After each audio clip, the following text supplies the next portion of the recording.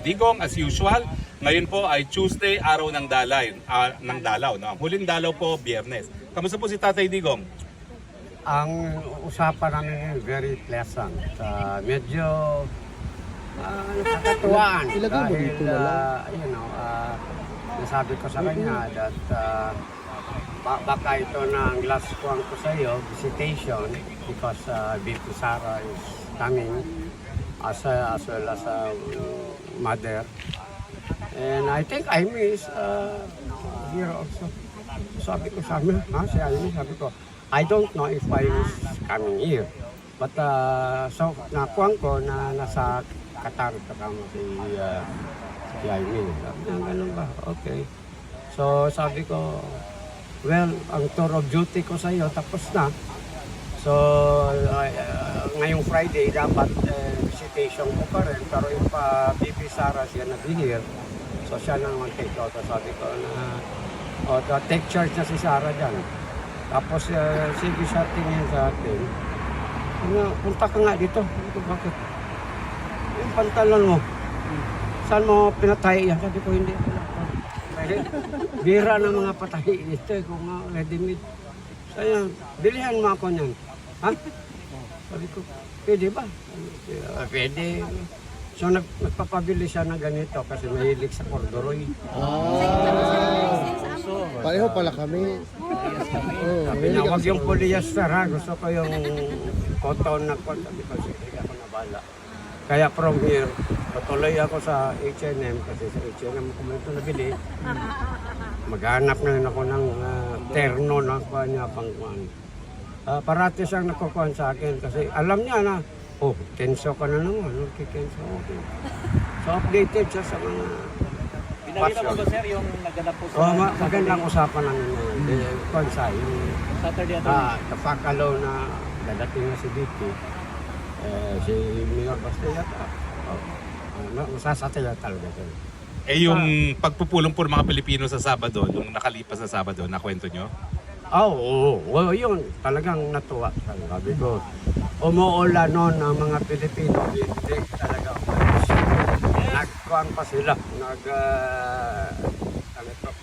Nag-concert pa pagkatapos.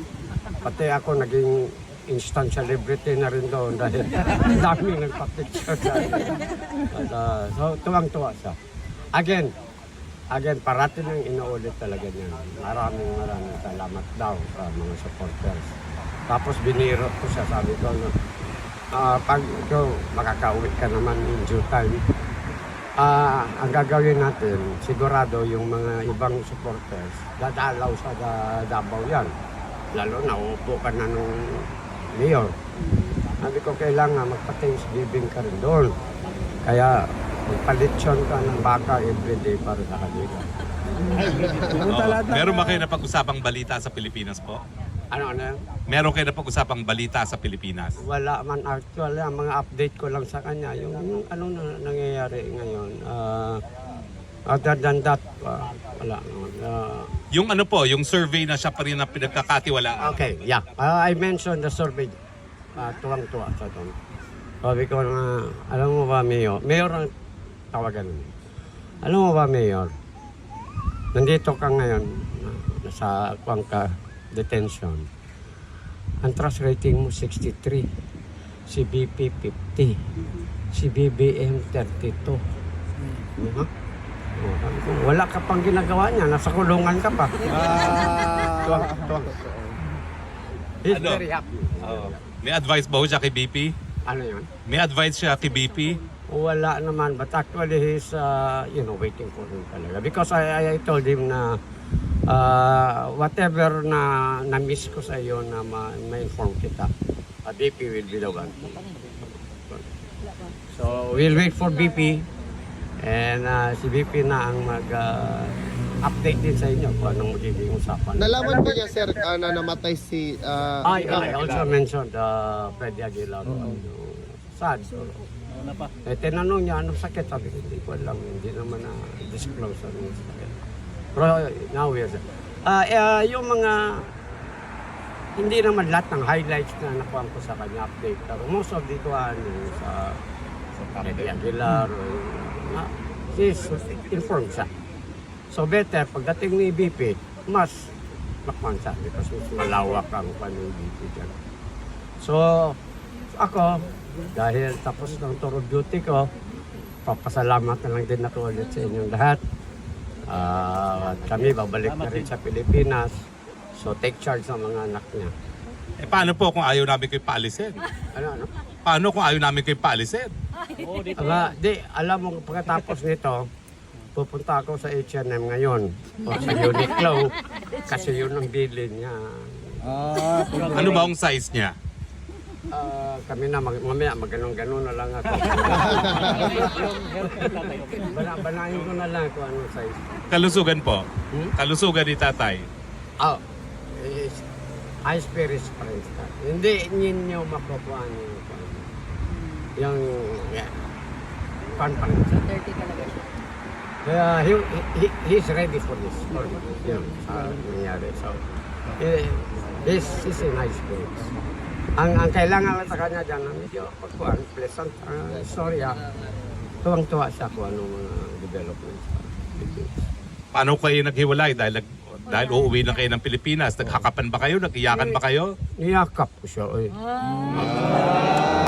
Kung sabi ko nga, okay, alam mo na, take over na si Vice. Niyakap. You take care. Kumano na siya. Okay. Maraming salamat Kuya Bong at mamimiss ka namin. Huwag ka na umalis, dito ka na tumirali ka na. Samahan mo ako, mag-asylum ka na rin Kuya Bong. Parang dalawa na tayo asylum seeker. Thank you, thank you. Thank you, sir. Mensahe po, mensahe niyo po dahil mensahe ninyo galing kay Tatay Digo at mensahe lang galing sa inyo dahil kayo pauwi na ng Pilipinas.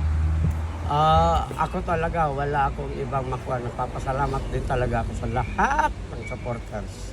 Yung undying support ninyo na galing pa sa ibang lugar, tumitiis kayo sa ulan, lamig, lahat. So, para sa akin, highly appreciated talaga ito.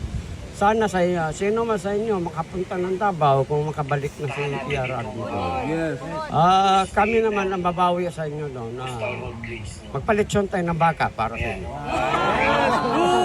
Basta wag niyo ako lilitsunin, ha? Maraming salamat po, ha? At siyempre, bon voyage, Kuya Bong. And ma'am, Sir. napaiyak na si ma'am. At kayo po, dahil kasama namin kayo dito sa napakatagal na panahon. Ano po ang inyong damdamin ngayon? Mensahe kay Tatay Digo. As I said, sana tatay, magpakatatag ka lang dyan, magpakalusog ka, kailangan. At maraming nag-aantay sa iyo ng mga Pilipino all over the world. Mahal na mahal ka namin. Isa sa mga Pilipino. Yan po si Ma'am Edele, ang may bahay ni Kuya Bong at talaga naman pong loyal na sinasamahan si Kuya Bong sa pagbisita kay Tatay Digo. So anyway, may questions pa kayo? Sir, ano bang pinagkakaabalahan ni President Duterte doon sa loob? Wala, sige tulog doon ng TV. Saka nagbabasa, may libro siyang ginabasa. Naglalakad-lakad naman siya, sir. Kasi para sa hindi ko mag-paraw ka lahat ng tandaan. Okay. Naririnig niya kami dito. Kaya nga sinabi ko nga sabi ko, hindi ka ba pwede mag-request sa gwardiya? Kahit tungtong pa lang kayo. Sigaw kami ng sigaw. Wala tayong magawa kanilang policy. Okay. Sino pa? Lana? Okay. Salamat, sir. Maraming salamat. We will miss you. Bon voyage po. Ha? Maraming We love you, Until Kuya. we meet again, sir. Duterte! Duterte! Duterte! Duterte! Yan.